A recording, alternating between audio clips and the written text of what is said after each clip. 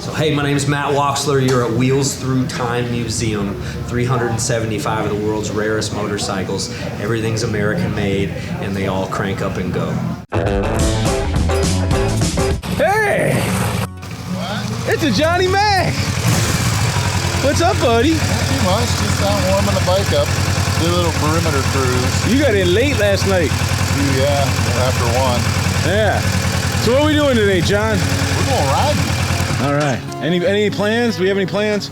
I think the plans are to do 209 north up to Hot Springs and then come back some way. Probably try to end up in Maggie Valley. Okay.